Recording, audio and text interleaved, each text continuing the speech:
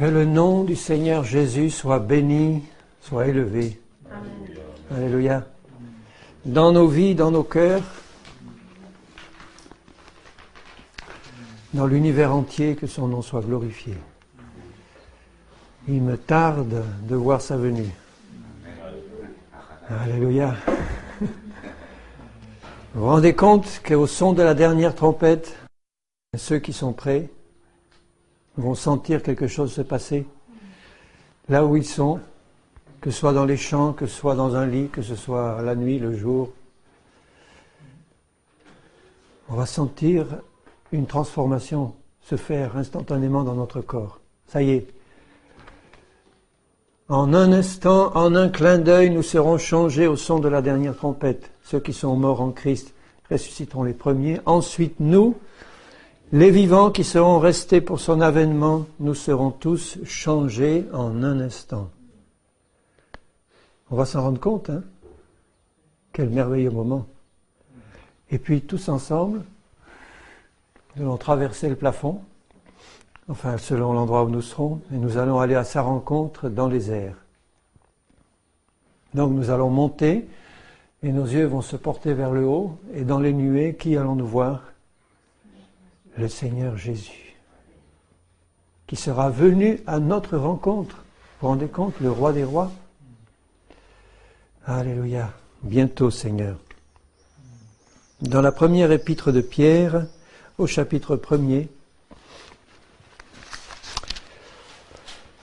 Pierre nous dit des choses fantastiques. Chaque page, chaque verset de la parole de Dieu, c'est un joyau.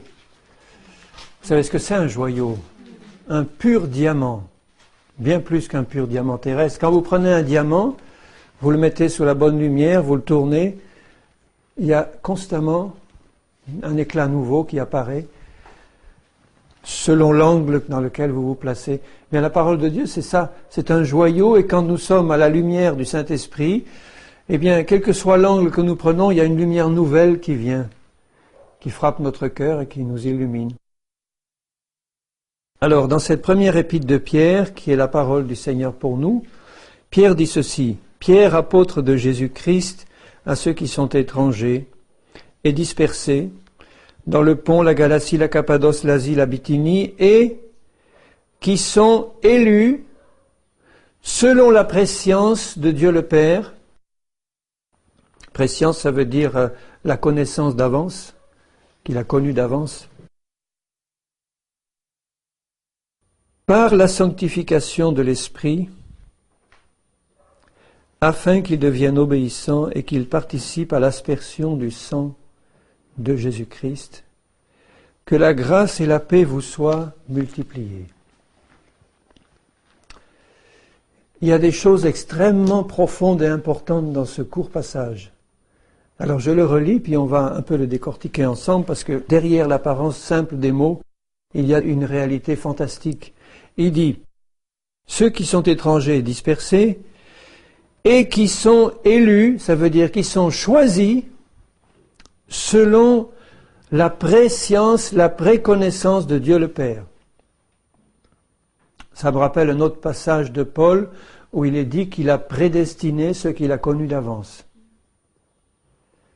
Donc Dieu de toute éternité, avant même que nous venions sur cette terre, de toute éternité, Dieu voyait déjà tous les jours de notre vie. Il voyait comment nous allions réagir à l'annonce de l'Évangile, comment nous allions réagir à la pression de son Esprit Saint, parce qu'il est écrit que partout dans le monde, le Saint-Esprit pousse les hommes à la repentance. Donc il y a la présence de l'Esprit de Dieu, qui pousse constamment les hommes à la repentance simplement en regardant la création. Qu'ils aient ou qu'ils n'aient pas eu la parole de Dieu entre les mains, la création manifeste les merveilles de Dieu, le Saint-Esprit qui est répandu dans la terre pousse le cœur des hommes à se repentir. Et Dieu sait comment nous allions réagir. D'avance, il le savait. Donc d'avance, tout a été fixé dans son esprit, par sa volonté, en fonction de notre réponse à son appel.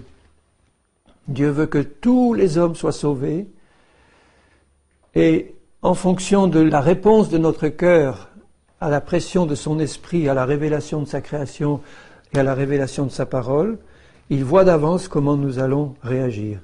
Et selon la réaction qu'il voit d'avance, il nous prédestine, il nous choisit, ou il nous rejette.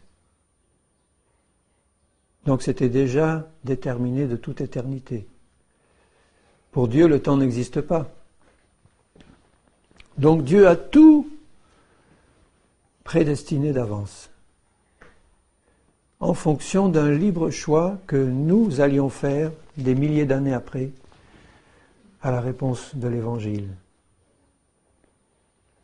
Alors tu vois combien ton attitude aujourd'hui devant la parole de Dieu est importante. Que nous soyons pécheurs d'entre les païens qui n'avons pas encore reconnu le Seigneur Jésus dans la repentance comme notre Seigneur et notre Maître, ou que nous soyons déjà enfants de Dieu, nous devons avoir vis-à-vis de la parole du Seigneur une attitude ouverte, positive et réceptrice. Puisque le païen ne peut naître de nouveau qu'en ouvrant son cœur à l'Évangile et à l'annonce de la croix et du message de Jésus. Et nous qui sommes chrétiens, nous ne pouvons progresser dans la sanctification et la connaissance de Dieu qu'en fonction de l'ouverture constante de notre cœur à la parole du Seigneur. Alors il dit ceci donc, selon la prescience de Dieu le Père, il nous a choisis ou rejetés. Alors si je te pose la question ce soir, est-ce que tu sais si tu es choisi ou rejeté par Dieu? Tu as été choisi par Dieu parce que tu es beau, intelligent, que tu as des diplômes, ou que tu es plein d'énergie, plein de vie, simplement parce que tu t'es reconnu pécheur, parce que tu as accepté le grand salut qui nous est donné par Jésus-Christ à la croix, et que tu as la grâce de vivre maintenant, à cette période de l'histoire de l'humanité, où tu peux connaître et accepter Jésus-Christ comme ton Seigneur et Sauveur, et être véritablement régénéré, né de nouveau.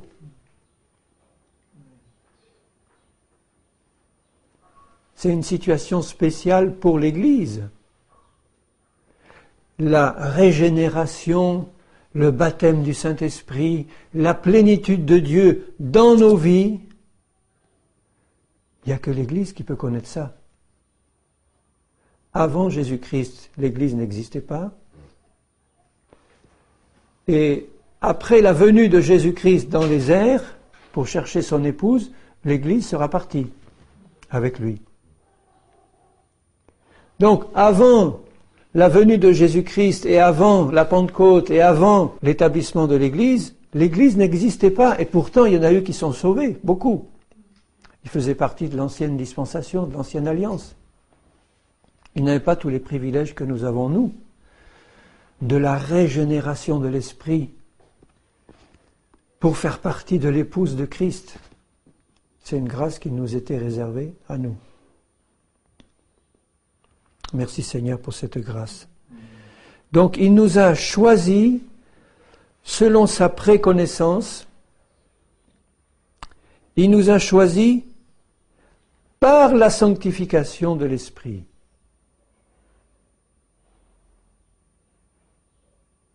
Vous voyez le processus? Il ne dit pas « il nous a choisis pour que nous passions par la sanctification de l'Esprit », mais il nous a choisis par la sanctification de l'Esprit. Tout commence par la sanctification de l'Esprit qui manifeste le choix de Dieu pour nous.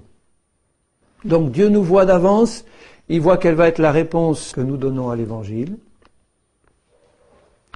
Et selon son choix personnel et direct, il nous choisit par la sanctification de son esprit, c'est-à-dire qu'il envoie son esprit sur nous pour nous sanctifier en même temps qu'il nous choisit. C'est par la sanctification de l'esprit que nous sommes choisis. Donc l'Esprit Saint vient sur nous pour nous convaincre de péché, de justice et de jugement, et pour nous sanctifier, pour nous manifester le choix de Dieu. Et ce qui est curieux, c'est que il dit que nous sommes choisis par la sanctification de l'Esprit afin qu'ils deviennent obéissants. Vous ne trouvez pas ça curieux? On aurait pu dire au contraire, une fois qu'il a repéré ceux qui sont obéissants, il les choisit et il les sanctifie. Il ne dit pas ça. C'est important la manière dont les phrases, les mots sont mis dans la parole du Seigneur. Parce que là, il dit en fait, il nous choisit par la sanctification de l'Esprit. Donc, à l'instant où il voit notre réaction à l'Évangile, quand elle est positive, Dieu dit, je te choisis, et immédiatement, il nous sanctifie par l'Esprit. Sanctifier, vous vous rappelez qu'au départ, c'est être mis à part pour Dieu. Donc, quand il voit quelqu'un qui répond à son Évangile, immédiatement, Dieu dit, celui-là, celle-là, mis à part pour moi. Et immédiatement, il le sanctifie par son Esprit. Il le met à part par son Esprit. Pourquoi est-ce qu'il le met à part? Il le met à part pour lui dire, maintenant que j'ai vu l'état de ton cœur et comment tu me réponds, je te mets à part pour te faire passer, par la puissance de mon esprit, par toutes les étapes, depuis la régénération, depuis la sanctification quotidienne jusqu'à la perfection, pour que tu atteignes l'état de fils et de fille parfait à l'image de Jésus-Christ. Donc vous voyez, dans le plan de Dieu, il nous cherche, il nous repère, parce que Dieu cherche un homme, une femme qui va répondre à son appel. Les yeux du Seigneur sont sur la terre entière pour voir le cœur des hommes. Et Dieu cherche des hommes et des femmes, vous savez pourquoi? Pour en faire des fils et des filles à l'image de Jésus. Dieu le Père avait de toute éternité et a de toute éternité un Fils unique qui s'appelle le Seigneur Jésus-Christ, Dieu le Fils. De toute éternité, dans le Dieu trinitaire, il y a le Père, le Fils et le Saint-Esprit. Donc Dieu aurait pu se contenter de cette situation, avoir Dieu le Père, un Fils pour l'éternité, un Fils unique et parfait. Mais Dieu, dans son choix souverain, a décidé qu'il lui fallait davantage encore, non pas qu'il était insatisfait de cette situation, mais son cœur est tellement plein d'amour qu'il voulait le déverser en abondance dans la vie de tous ceux qu'il aurait choisis pour devenir ses fils et ses filles, à l'image de son Fils unique, qui deviendrait, lui, le premier-né entre plusieurs frères, qui seraient tous destinés à devenir semblables à lui. Donc vous voyez la puissance de la vie de résurrection qu'il faut pour le Seigneur, pour prendre quelqu'un qui était au départ étranger et dispersé, même au sens spirituel, pour, selon la réponse de son cœur, immédiatement le choisir par la sanctification de l'Esprit, le mettre immédiatement à part par son Esprit, pour qu'il devienne obéissant. Tu es donc sanctifié avant de pouvoir devenir obéissant. Tu comprends ça? C'est peut-être un peu dur à comprendre parce que d'habitude on met les choses à l'envers, nous.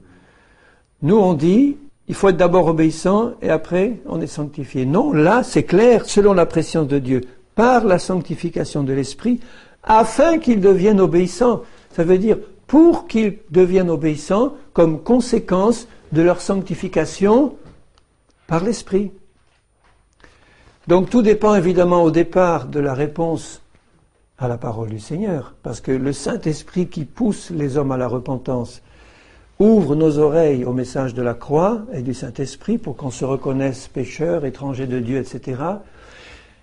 Mais quand notre cœur s'ouvre à ce message, qui est un message de salut, de délivrance, et que ce cœur s'incline devant Dieu dans la repentance en disant « Seigneur, c'est pour moi », je réponds oui.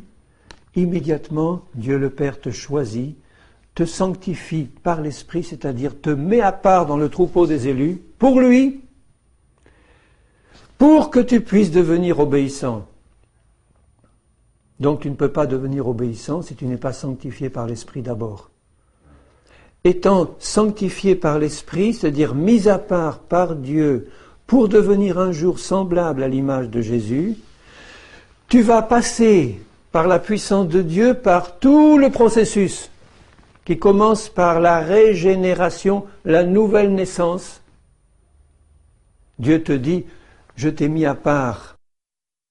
Mais je t'ai mis à part pourquoi ? Pour que tu deviennes comme mon fils. Tu ne peux pas rester dans ta nature humaine déchue. Quand nous sommes au Seigneur, nous sommes tous nés 2 fois. Une première fois, une naissance humaine. Mais cette naissance humaine ne peut pas nous faire ni voir ni rentrer dans le royaume de Dieu. Impossible. Il faut donc que nous passions par une nouvelle naissance. Et c'est parce que nous sommes passés par cette nouvelle naissance que nous pouvons être obéissants et marcher en conformité à la marche du Seigneur. Est-ce que nous pourrions être obéissants si nous n'avions pas reçu une nouvelle naissance ? Nous serions pour toujours parmi les rebelles de ce monde. L'esprit de rébellion serait toujours en nous. Donc ce qui caractérise un enfant de Dieu, c'est cet esprit d'obéissance qui lui a été donné comme résultat de sa sanctification par l'esprit, de sa mise à part par l'esprit, dès qu'il a répondu oui à l'appel de Dieu et à l'évangile. Dieu lui donne un esprit nouveau, c'est comme ça que ça commence, la régénération, et cet esprit nouveau qu'il a placé en lui, c'est la vie même de Dieu, qui lui donne, parce que cette vie est en lui, la puissance de passer par toutes les étapes qui vont l'amener à la perfection en Christ. Ce qui est le but suprême de Dieu. Le but suprême de Dieu, ce n'est pas de nous sauver de l'enfer, ce n'est pas de nous donner simplement la vie éternelle. Il nous donne la vie éternelle en nous sauvant de l'enfer pour nous faire grandir à l'image de Jésus et nous faire atteindre la perfection en Christ. Vous comprenez pourquoi vous avez des problèmes tous les jours ? C'est pour ça. Si le Seigneur met ensemble un homme et son épouse, un mari et une femme, c'est pour qu'ils aient des problèmes, pour pouvoir grandir en lui. Mais amen. Si Dieu te met dans une situation de travail pénible et difficile, c'est pour que tu aies des problèmes, pour pouvoir grandir en lui. Tu ne pourrais jamais grandir sans problème. Le désir même de progresser spirituellement crée en nous un problème. Puisqu'on voit l'état où on est maintenant, par la lumière du Seigneur, on voit l'état que nous montre la parole, et on dit, Seigneur, il y a un problème, il y a une différence. Je désire, problème, eh bien, c'est le Seigneur qui met ce désir en nous parce que il nous montre le but qui est Jésus en nous disant, voilà, ton but c'est ça. C'est celui-là, cette stature-là que je te destine à atteindre. Et toutes les étapes de ta vie, toutes les difficultés, tous les problèmes que tu peux rencontrer sont conçus sur mesure pour toi, pour te faire avancer spirituellement si tu comprends que tu es mis à part maintenant pour moi et que je suis en train de travailler dans ta vie pour te changer à l'image de Jésus. Donc, prenons l'habitude de prendre nos problèmes et nos difficultés comme des moyens prévus par Dieu pour grandir. Et pas pour nous dire, ah, ça y est, c'est encore Satan qui nous attaque, ou alors, oh, le Seigneur, en ce moment, il ne me bénit pas trop, je ne sais pas ce qui se passe, on dirait qu'il m'oublie, on dirait que, Seigneur, mais j'ai trop d'épreuves maintenant, je ne peux plus, je craque. C'est parce que tes yeux spirituels sont encore un peu myopes, parce que tu ne vois pas assez loin que le Seigneur qui t'aime d'un amour éternel, qui t'a élu par la sanctification de l'Esprit pour que tu deviennes obéissant et que tu arrives à la perfection, il est en train de travailler dans ta vie aujourd'hui, à chaque instant, pour que tu apprennes à grandir au travers de toutes les leçons que tu vas rencontrer dans ta vie. Donc, si ton mari, si ta femme, si ton frère, si ta sœur, si ton père, si ta mère te cause de grands problèmes, ou est une cause de problème pour toi, sache reconnaître là-dedans la main du Seigneur, qui est en train de travailler dans ta propre vie d'abord pour te changer à l'image de sa parole et à l'image de Jésus. Et quand j'ai cet esprit obéissant et quand je me rappelle constamment ceci, je ne vais pas paniquer devant le problème, la difficulté. Je ne vais pas dire, ça y est, Dieu m'abandonne ou Dieu nous oublie. Dieu n'oublie pas ses enfants. Jamais. Dieu n'oublie pas non plus ceux qui sont perdus puisqu'il leur a envoyé Jésus. Et il nous demande de ne pas les oublier non plus. Mais Dieu n'oublie pas ses enfants. Ses enfants sont la prunelle de ses yeux. Vous comprenez que si Dieu nous choisit du milieu des païens pour nous régénérer en Jésus-Christ, c'est pas pour nous laisser languissants et abattus, les genoux chancelants et comme des enfants, des bébés en Christ. Il a un autre but bien plus grand, le Seigneur, dans notre vie. Mais il a besoin que nous lui fassions confiance. Il explique tout ça un peu plus loin. Afin qu'il devienne obéissant et qu'il participe à l'aspersion du sang de Jésus-Christ. Le sang qui protège, le sang qui nous a rachetés, le sang qui sanctifie, le sang qui représente le grand sacrifice que le Père a dû consentir en offrant son propre Fils pour notre salut. Mais vous voyez que l'aspersion du sang de Jésus vient aussi après. Il nous sanctifie d'abord par l'Esprit pour devenir obéissants et pour participer à l'aspersion du sang de Jésus. Là aussi, l'aspersion du sang de Jésus vient après. Mais elle est nécessaire à ce moment-là. Donc la réponse au message de Dieu va faire intervenir le Seigneur qui va me choisir du milieu des païens et me sanctifier par son esprit, me mettre à part pour me faire passer par la régénération et le processus de sanctification jusqu'à la perfection. Et s'il me met à part pour me sanctifier par son esprit, c'est dans le but bien précis de me rendre obéissant et, étant obéissant, de me permettre de participer à la puissance du sang de Jésus. Le sang de Jésus n'est pas pour les rebelles. Enfin, je veux dire, le sang de Jésus a permis aux rebelles d'être rachetés, mais le bénéfice quotidien du sang de Jésus dans sa puissance de sanctification, dans sa puissance de purification, dans sa puissance pour nous qui croyons, nécessite un cœur obéissant. D'ailleurs, c'est ce que 1 Jean dit.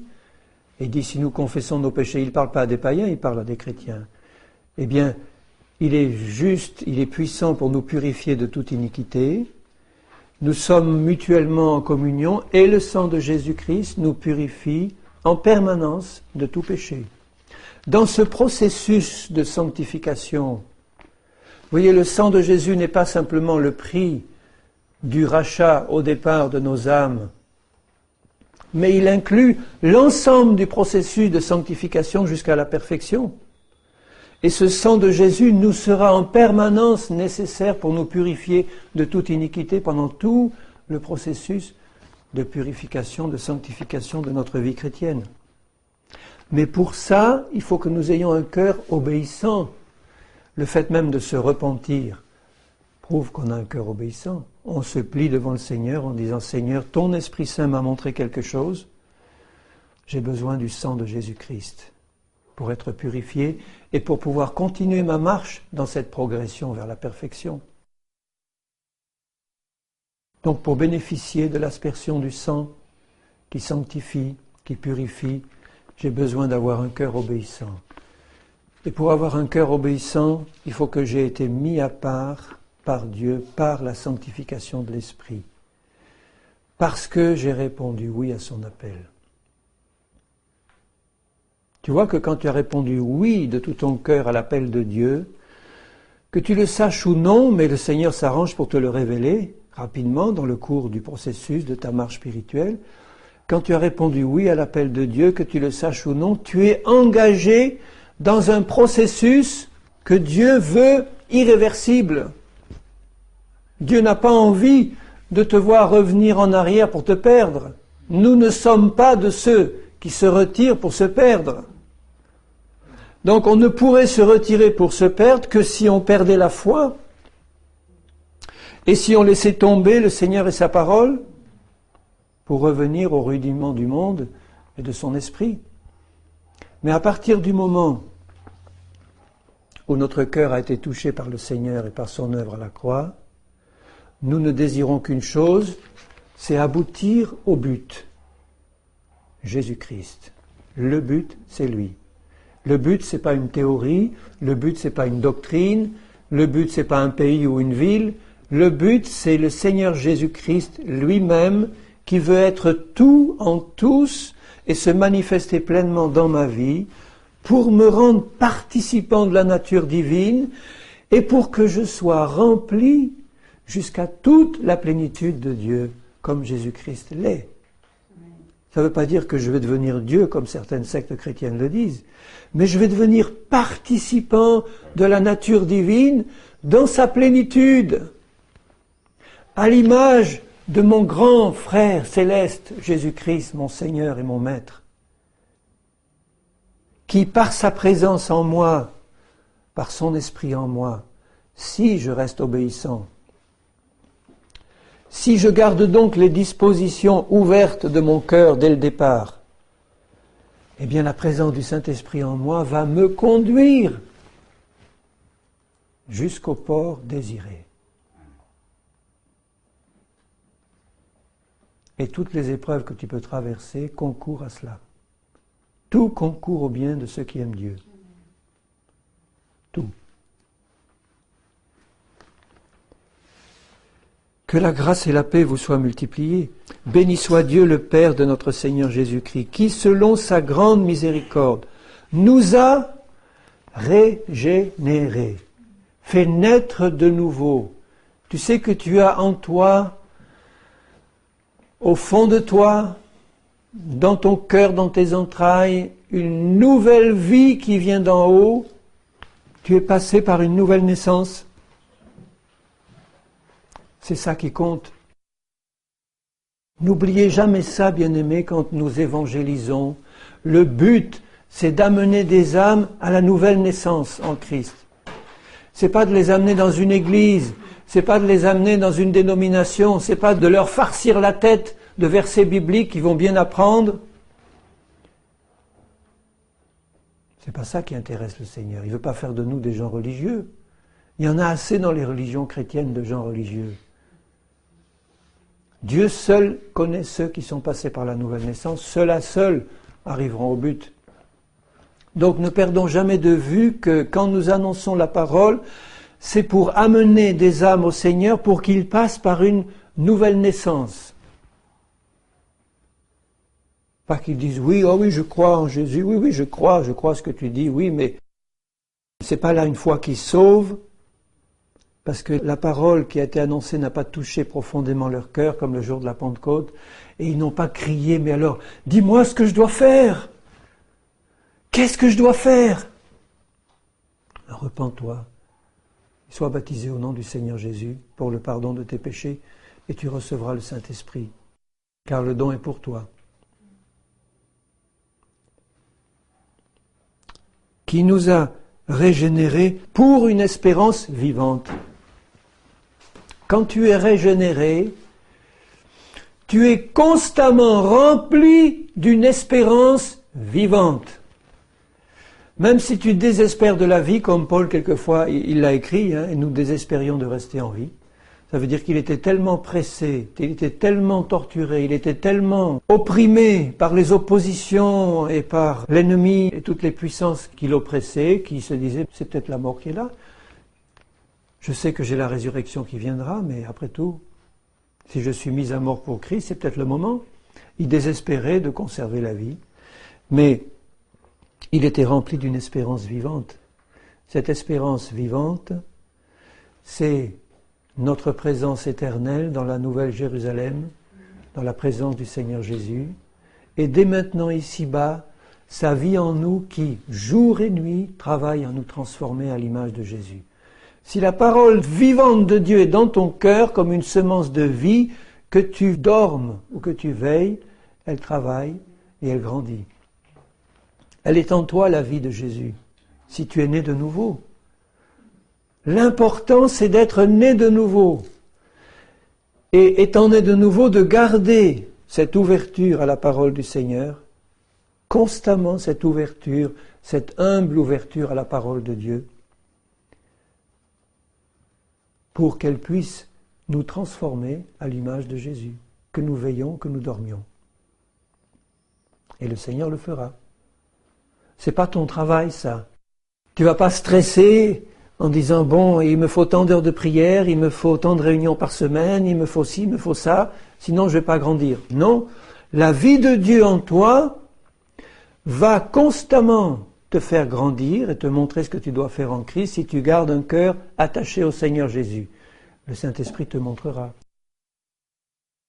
Si le Seigneur te dit, va prier, va faire une visite, va faire cela, et que tu ne le fais pas, tu dois sentir une gêne dans ton cœur.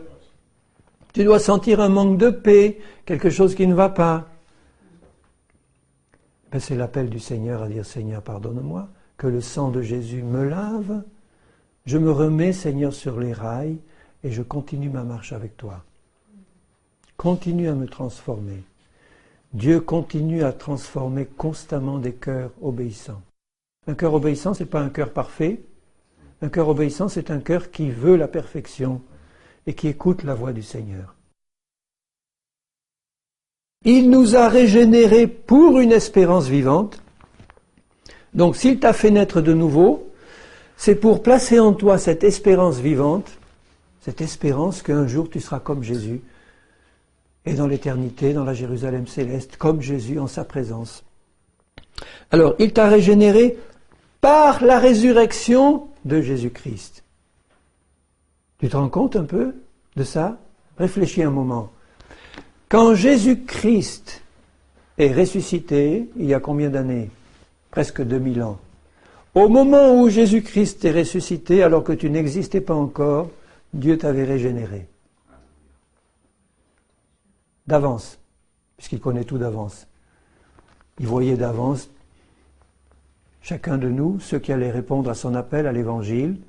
Et déjà, Dieu d'avance lui dit, bon, celui-là, celle-là, je les choisis, je les place en Christ, je les fais mourir en Christ, et à l'instant où Christ est ressuscité, je les ai déjà régénérés.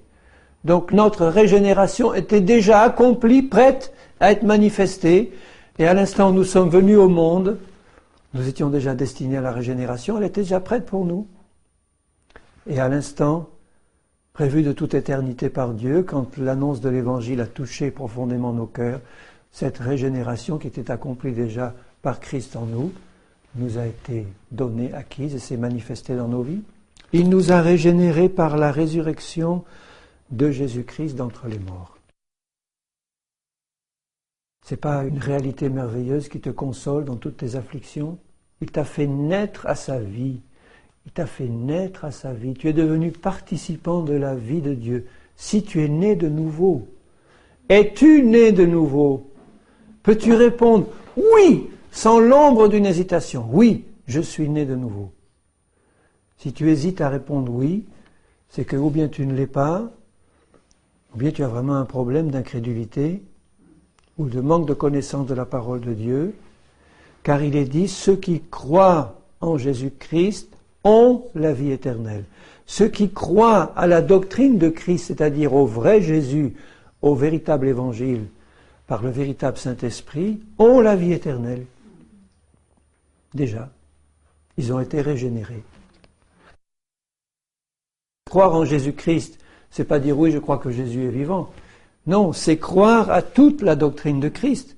Croire que Jésus est le Fils éternel de Dieu, croire que Jésus est venu en chair dans un corps d'homme sans péché, pour vivre et mourir pour nous, pour mourir sur cette croix pour nous, pour être fait malédiction à notre place, pour porter le châtiment qui nous revenait, pour porter nos péchés, nos iniquités, nos maladies et nos infirmités, pour porter tout cela sur lui, pour mourir dans la chair, pour ressusciter le 3e jour, pour rester 40 jours avec les disciples, pour monter au ciel à la droite de Dieu, pour répandre son Saint-Esprit une fois qu'il a été glorifié. Tout cela, c'est la doctrine de Christ. Si tu crois cela dans ton cœur, tu as la vie éternelle. Amen, tu l'as. Tu es régénéré, tu es une nouvelle créature, encore pas parfaite à l'image de Jésus-Christ, mais en train d'être transformée par le Seigneur pour devenir cela justement. Pourvu que tu continues à croire, pourvu que tu gardes cette foi, cette espérance vivante, puisque la foi c'est la ferme certitude des choses qu'on espère, c'est ça l'espérance vivante.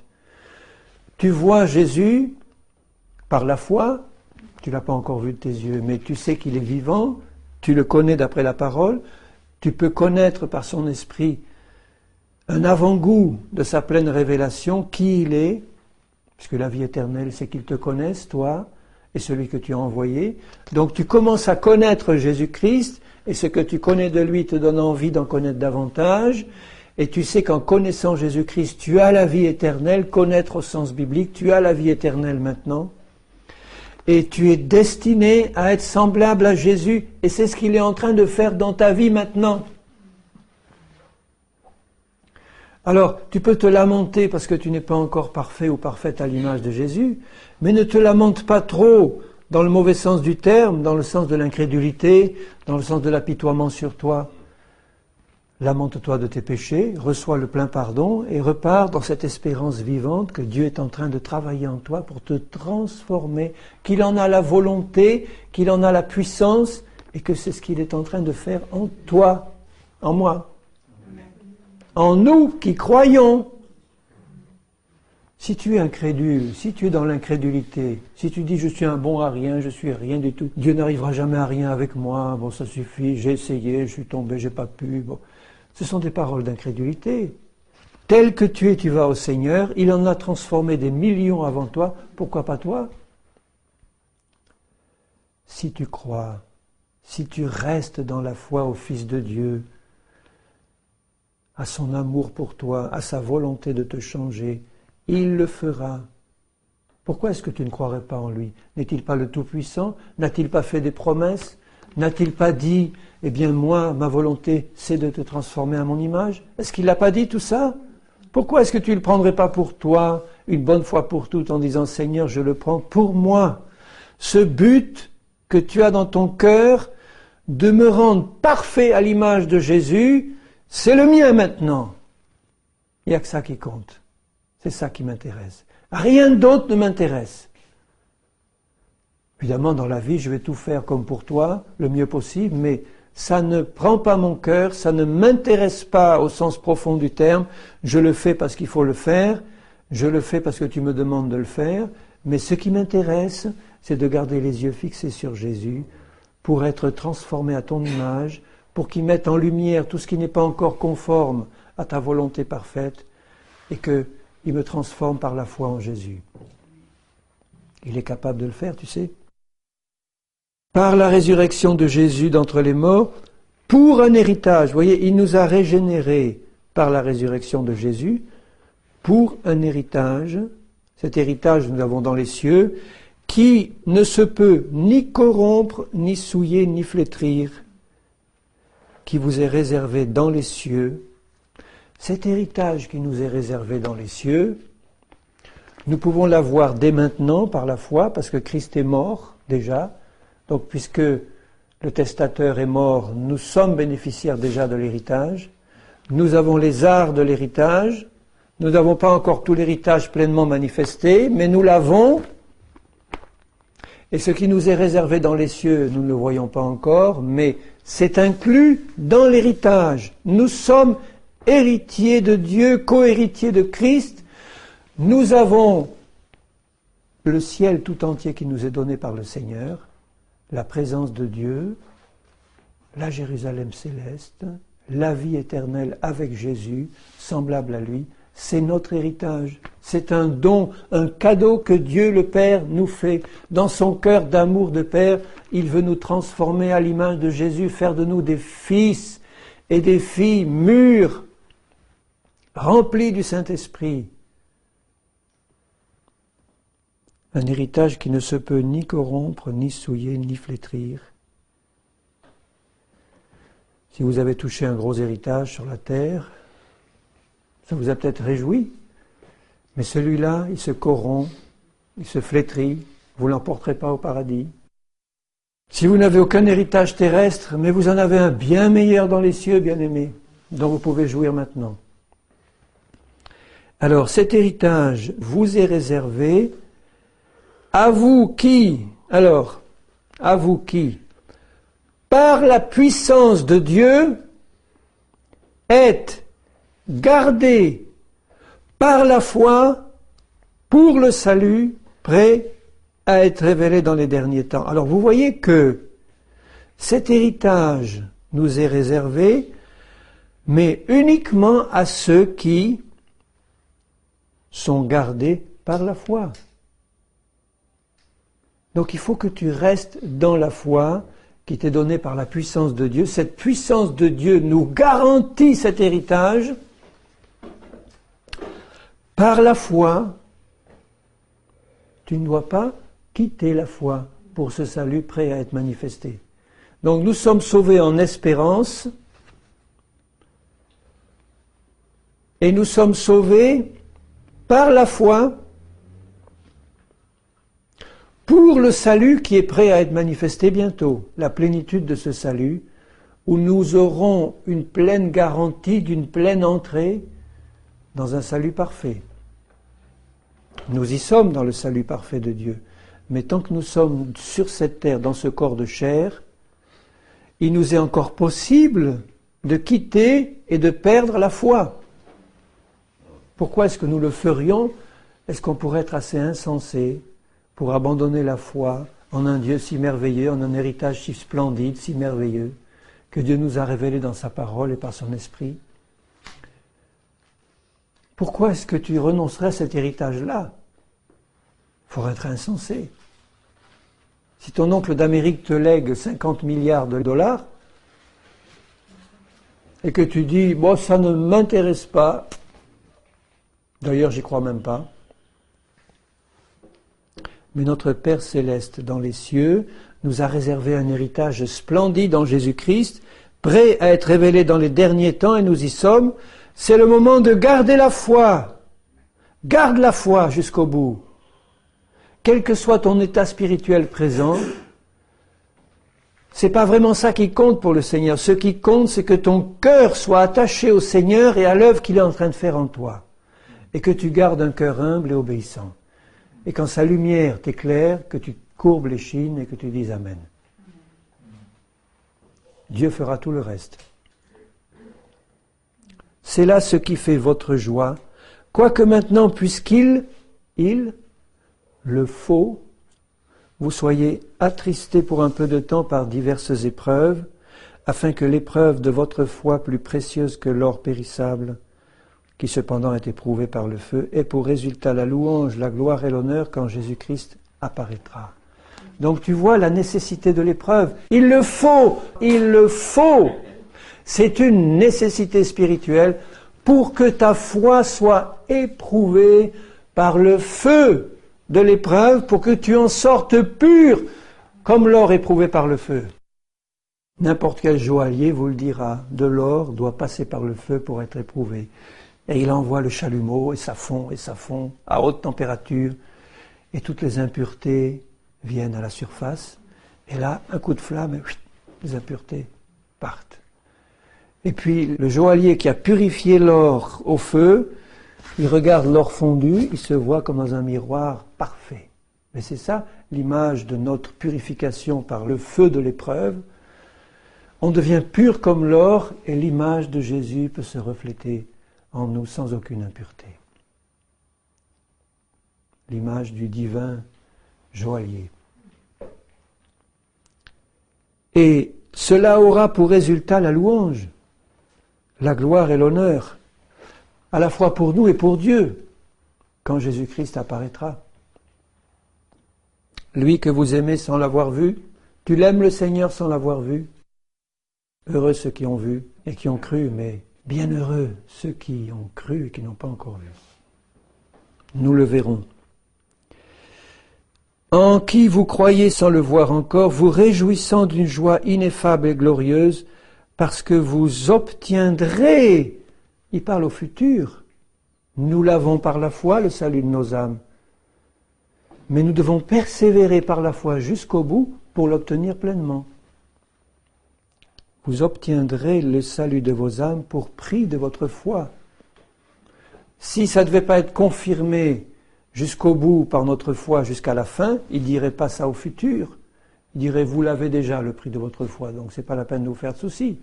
Il dit, nous l'avons déjà par la foi, et nous l'obtiendrons par la foi, pourvu que nous restions dans la foi. Et un peu plus loin, il dit au verset 13, C'est pourquoi saignez les reins de votre entendement.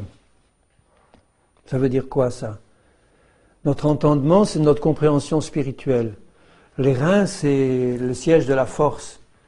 Saignez les reins de votre entendement, ça veut dire fortifiez-vous dans votre compréhension spirituelle, devenez fort dans votre intelligence spirituelle, devenez bien intelligent spirituellement, parce que c'est Dieu qui nous rend intelligents, en réponse au désir de notre cœur et de notre prière. Seigneur, ouvre les yeux de ma foi, ouvre les yeux de mon esprit pour que je voie ces choses. Soyez sobres, ayez une entière espérance dans la grâce qui vous sera apportée quand Jésus-Christ apparaîtra, comme des enfants obéissants. Il dit, puisque vous êtes des enfants obéissants, eh bien ne vous conformez pas aux convoitises que vous aviez autrefois. Maintenant, on ne les a plus. Elles sont mortes parce que notre chair a été crucifiée en Christ. Quand vous étiez dans l'ignorance, plus ton entendement spirituel va être fort, plus ta compréhension par la révélation du Seigneur, des choses d'en haut, du plan du Seigneur, de sa manière d'agir, plus ça va être fort en toi ces choses, et plus l'ignorance va partir. Puisque c'est à cause de l'ignorance que nous avions autrefois que nous nous conformions aux convoitises de la chair. Plus l'ignorance s'en va et plus la connaissance de Dieu par la révélation se fait grande et plus nous comprenons son plan. Et parce que nous aimons Jésus, nous entrons dans son plan. Mais puisque celui qui vous a appelé est saint, vous aussi soyez saints dans toute votre conduite, en parole, en regard, en action, en comportement, en pensée. Selon qu'il est écrit, vous serez saints car je suis saint. Donc tu vois, ce processus de sanctification a commencé dès le départ parce que Dieu t'a sanctifié par l'Esprit dès que tu as répondu à son évangile. Et c'est aussi un processus constant jusqu'à la fin, parce que cette sanctification veut dire que Dieu, par le feu de l'épreuve, par l'action de son Esprit et de sa parole, est en train de faire apparaître au grand jour et d'enlever, parce que quand Dieu les fait apparaître, c'est pour les brûler, les impuretés qui peuvent être au fond de nos vies, pour pouvoir nous sanctifier et nous rendre parfaits comme Jésus. Donc tu as été sanctifié dès le départ, et jour après jour, le Seigneur travaille pour te sanctifier à l'image de Jésus.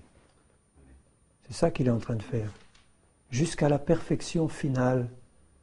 Et quand Jésus paraîtra, quand nous le verrons, nous serons, c'est écrit, semblables à lui. Il n'y a pas de quoi te réjouir. Il n'y a pas de quoi te faire tressaillir de joie devant la grandeur insondable, la perfection du plan de Dieu pour toi. C'est pas le point de départ qui intéresse Dieu, c'est le point d'arrivée. C'est pas ce que tu étais au début ou ce que tu peux être maintenant qui intéresse Dieu. C'est ce qu'il a prévu que tu sois, toi. Et si tu gardes le regard sur Jésus qui est ton modèle constamment dans ton cœur, tu vois constamment le but du plan de Dieu pour toi. Tu te réjouis d'avance constamment par la foi, sachant que celui que tu regardes, Jésus, est ton modèle parfait, et que celui qui est en toi, le Saint-Esprit, jour qui passe après jour qui passe, nuit qui passe après nuit qui passe, est en train de transformer à l'image de ton Seigneur et Maître, pour faire de lui le premier-né entre de nombreux frères et de nombreuses sœurs. C'est merveilleux.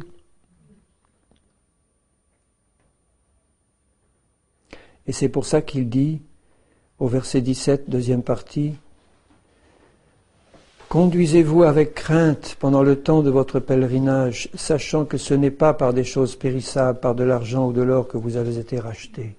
De la vaine manière de vivre, on a été rachetés. De cette vaine manière de vivre que nous avions hérité de nos pères, mais par le sang précieux de Christ, comme d'un agneau sans défaut et sans tache, prédestiné avant la fondation du monde lui aussi, et manifesté à la fin des temps, à cause de vous qui par lui croyez en Dieu, qu'il a ressuscité des morts et lui a donné la gloire, en sorte que votre foi et votre espérance reposent sur Dieu.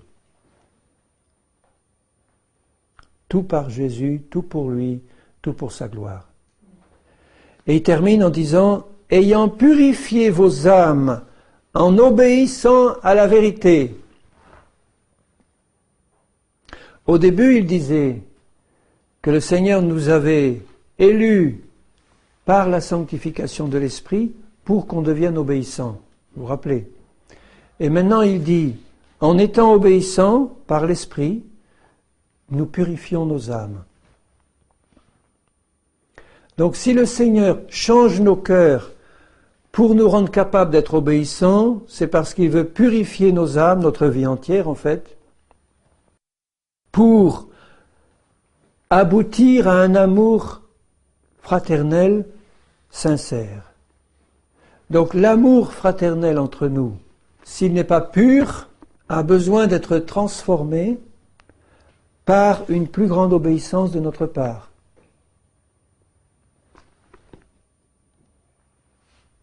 Mais si tu sais que tu as été élu par la sanctification de l'Esprit, tu as été élu, choisi, pour que tu deviennes obéissant. Donc l'obéissance, c'est un cadeau que Dieu te donne parce que tu as répondu oui à son appel, tu as incliné ton cœur, tu as été sanctifié par l'Esprit pour que tu deviennes obéissant. Parce que Dieu sait très bien que cette obéissance t'est nécessaire pour que tu puisses purifier ton âme par cette obéissance. Et sans la purification de l'âme, tu ne peux pas avoir un amour fraternel sincère et pur.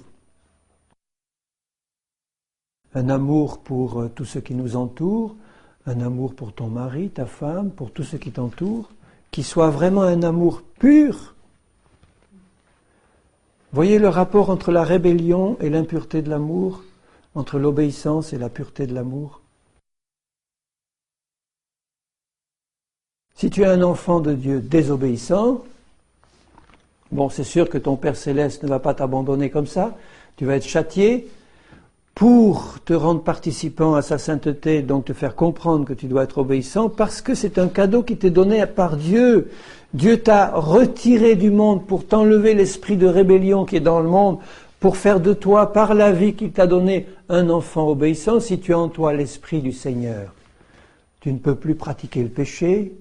Tu peux chuter parce que tu as encore des imperfections, mais au fond de ton cœur, tu as le désir intense de marcher dans la perfection. Tu ne peux pas te contenter d'une vie dans la désobéissance. Tu peux pas, c'est pas possible. Si tu es enfant de Dieu, tu peux pas. Tu es pas heureux, tu es pas content. Donc si tu es enfant de Dieu, tu as une tendance naturelle de l'Esprit de Dieu en toi à être obéissant. Tu peux pas te contenter d'une vie de rébellion, c'est pas possible. Tu es malheureux comme une pierre quand tu es rebelle, quand tu es enfant de Dieu, vraiment enfant de Dieu. Tu peux pas. Tu cries au Seigneur, misérable que je suis, Seigneur, donne-moi une révélation plus grande de la croix. Parce que je ne peux pas, étant enfant de Dieu, vivre dans la désobéissance. Je suis très malheureux. Un païen qui vit dans la désobéissance naturelle, il est plus heureux que toi. Mais un chrétien qui est né de nouveau et qui continuerait à vivre dans la désobéissance, il est le plus malheureux des hommes. S'il est vraiment enfant de Dieu né de nouveau. Il ne peut pas se contenter de cette situation. Son cœur va crier à Dieu pour qu'il intervienne. Et la révélation du Saint-Esprit va se faire. Je t'ai élu, je t'ai mis à part, je t'ai sanctifié dès le départ, je t'ai mis dans le troupeau des rachetés, pour que tu sois justement obéissant. Et cette révélation qui m'est faite par le Saint-Esprit me montre que parce que je suis enfant de Dieu, Dieu m'a donné une nature au fond de mon cœur d'enfant obéissant. Et je vais recevoir une plus grande révélation de sa parole. Mes brebis entendront ma voix. Mes brebis me suivront. Elles ne suivront pas un étranger. Même si elles se laissent séduire un temps, ça ne va pas marcher longtemps. Elles vont comprendre que ça ne va pas. Ce n'est pas la voix de Jésus. Non, ce n'est pas la voix du bon berger. Elles vont revenir au bon berger. Elles vont comprendre. Sinon, elles n'ont jamais été nées de nouveau, c'est pas possible. Un enfant de Dieu qui vivrait dans la désobéissance et qui serait parfaitement heureux, il ne peut pas être né de nouveau. Il ne peut pas.